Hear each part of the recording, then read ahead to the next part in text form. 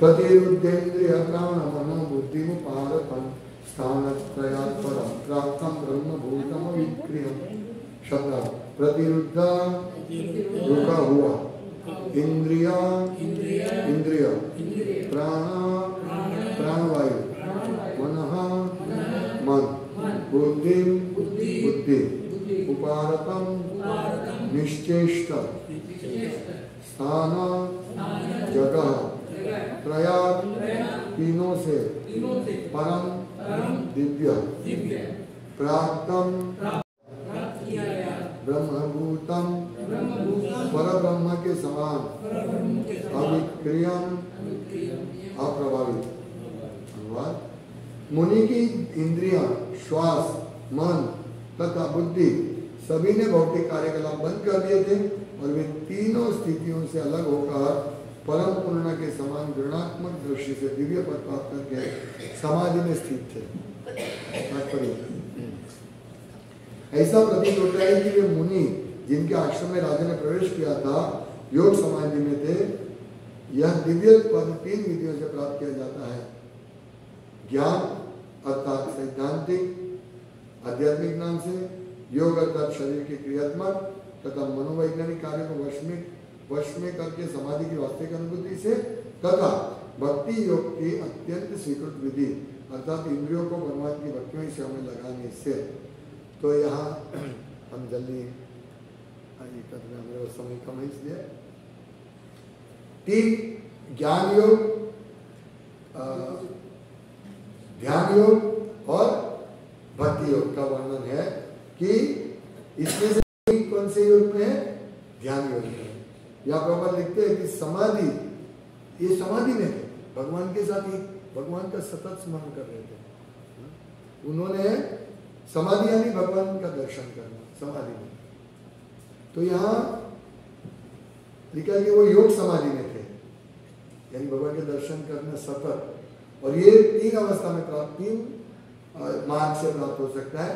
एक ज्ञान मार्ग से, फिर अष्टांग योग के मार्ग से, और अंतिम प्रभुपाद क्या कहते हैं कि भक्ति योग की अत्यंत स्वीकृत विधि अर्थात इंद्रियों को भगवान की भक्तिमय सेवा में लगाने से।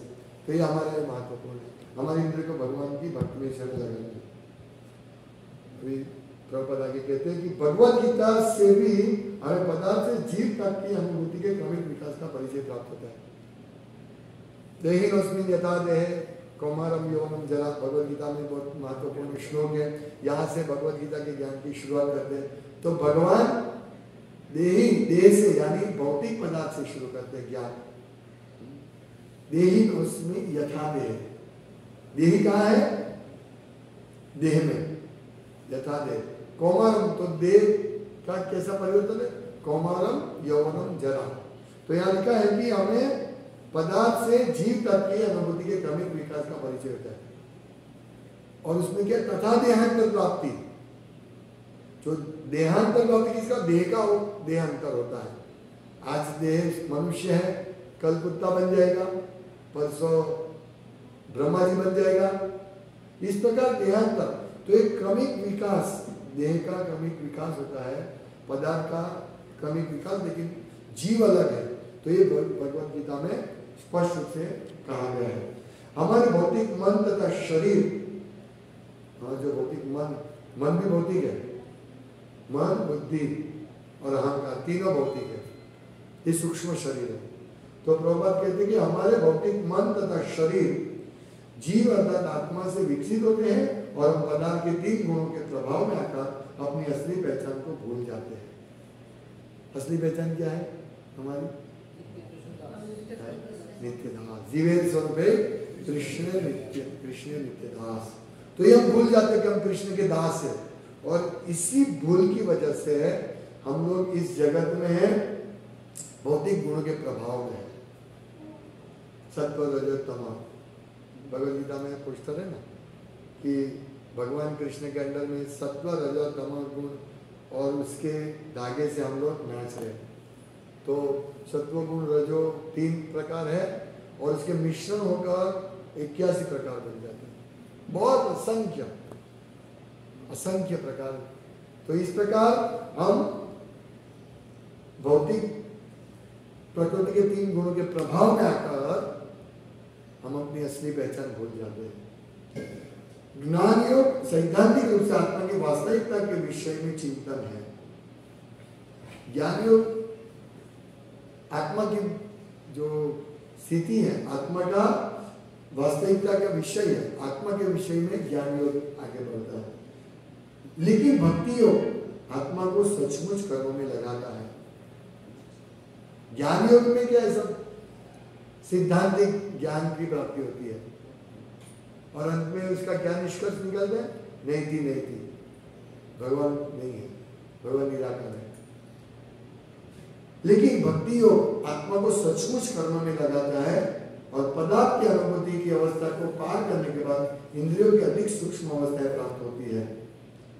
पहले कर्म योग, फिर ज्ञान योग और मतलब इंद्रियों की अवस्था को सूक्ष्मतर मन द्वारा और मन को प्राण की गतिविधि द्वारा और फिर उसे क्रमशः बुद्धि द्वारा पार कर दिया जाता है।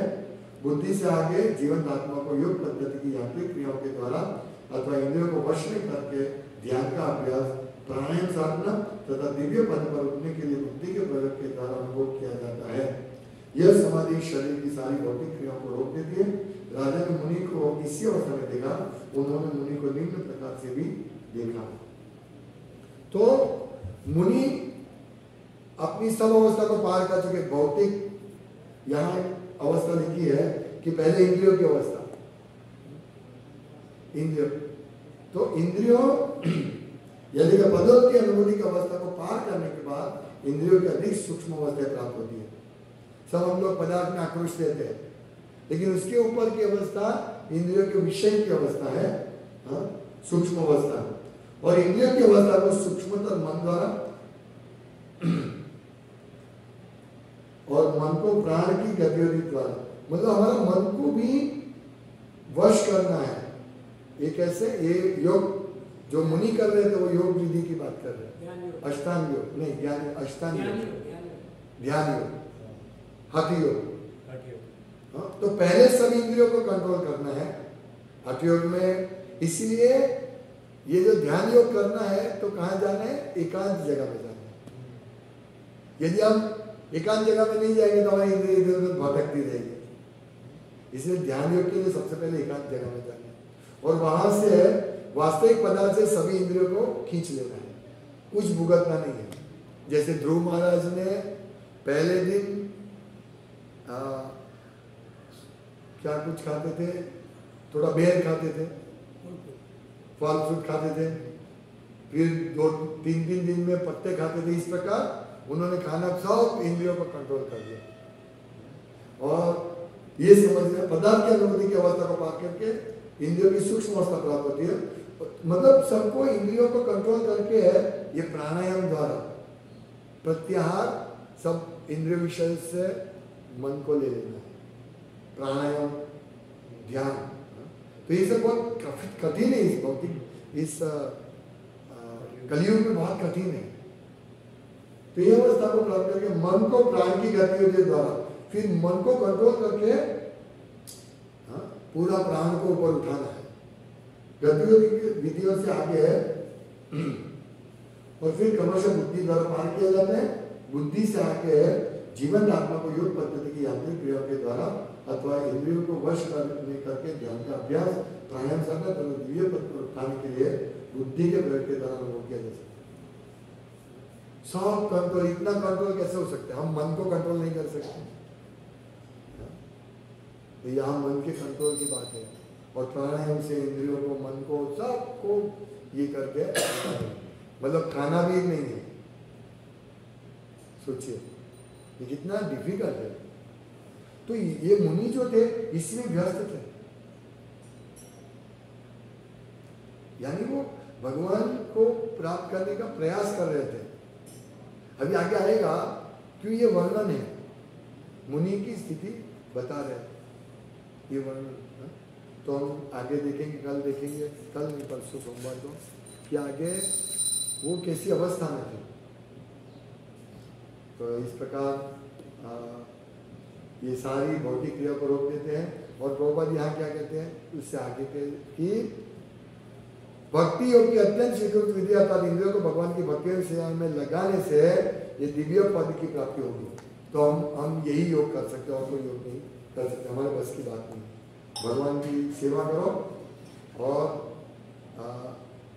अपने आप को उन्नत करो, यही बात है। भगवान की सेवा महत्वपूर्ण है। तो हम इस प्रकार ये मुनि के स्तर पर पहुंच सकते हैं यदि हम इंद्रियों को भगवान की सेवा लगाए तो। हरे कृष्ण। श्रीमद् भागवतम की जय, श्रील प्रभुपाद की जय।